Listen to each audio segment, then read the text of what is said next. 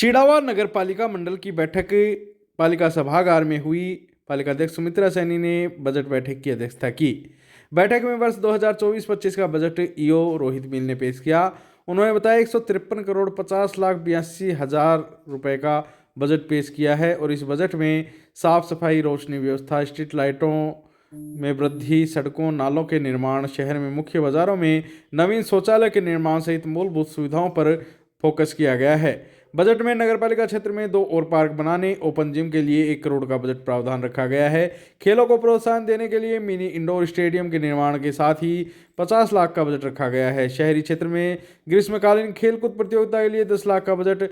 चिड़ावा महोत्सव की सफलता को देखते हुए पालिका की ओर से परमहंस पंडित गणेश नारायण की पुण्यतिथि और मेले को अधिक भव्य बनाने और आकर्षक बनाने के लिए प्रत्येक 2 वर्ष के अंतराल में चिड़ावा महोत्सव के आयोजन का प्रस्ताव लिया गया। इसके लिए 50 लाख रुपए का अनुमानित बजट रखा गया। मुख्य मार्गों, सड़कों, चौराहों के सुंदरीकरण जैसे divider, street light, high mast light, sign board आदि के लिए 51.50 करोड़ की डीपीआर राज्य सरकार को पूर्व में भेजी गई है। 1 अप्रैल 2024 से नगरपालिका द्वारा क्षेत्र में जारी डोर टू डोर कचरा संग्रहण को अधिक प्रभावी बनाने के लिए बजट में 2.5 करोड़ के बजट का प्रावधान किया गया है। शहर से जुड़े हुए मुद्दे भी पार्षदों ने उठाए। इस दौरान आक्रोशित होते हुए पार्षदों ने शहर के कई मुद्दों पर अपनी बात रखी। वरिष्ठ पार्षद योगेंद्र कटेवा ने कहा कि शहर में हर तरफ गंदगी फैली है, साफ सफाई, रोशनी व्यवस्था ठप पड़ी है। पार्षद राजेंद्र कोच ने कहा कि विकास के कार्य शहर के सभी क्षेत्रों में समान रूप से होने चाहिए। शहर में भामाशाहों के सहयोग से सीसीटीवी लगवाने और जहां भामाशाह ना मिले वहां नगरपालिका की ओर से कैमरे लगवाने की मांग की गई। वहीं पार्षद मदन डारा ने पेयजल समस्या के समाधान का मुद्दा उठाया।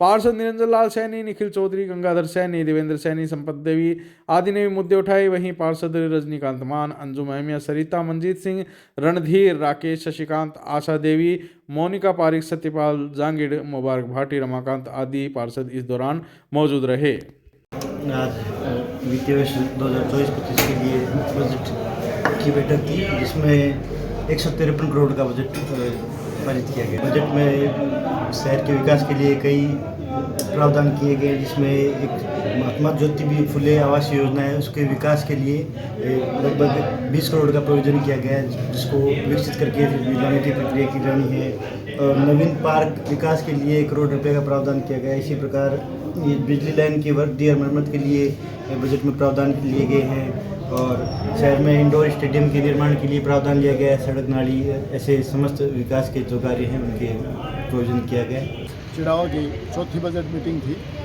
इससे पहले हमारी 3 बजट मीटिंग हो चुकी हैं। आज तक साधारण सभा की इन्होंने कोई मीटिंग नहीं बुलाई। हमारा एक ही मुद्दा था कि साधारण सभा की मीटिंग 60 दिन के भीतर होनी चाहिए। कायदे से कैलेंडर वर्ष में 6 मीटिंग होनी चाहिए।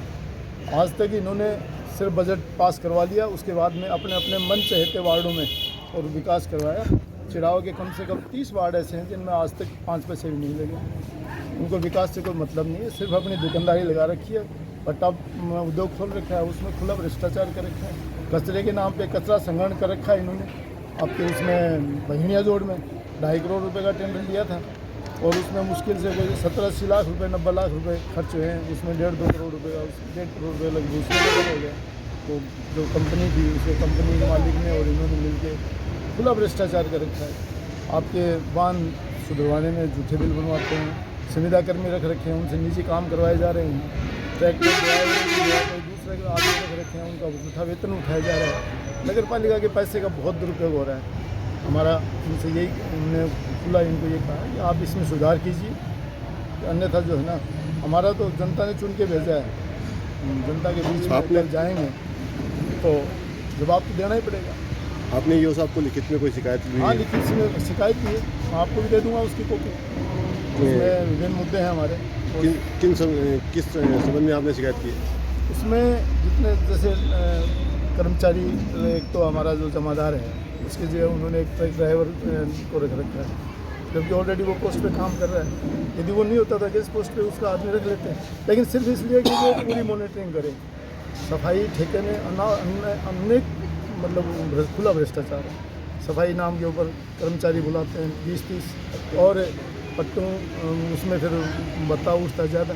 इसी तरह से आपके उसमें जो टिपर वगैरह हैं उनके जो व्यवस्था है उसमें भी हालत ख़राब है। और आपका पट्टा जो चला ही रहा है हमारे उसका जो सगा भाई है शीश राम बिल्लू, वो यहाँ सारी मॉनिटरिंग करता है।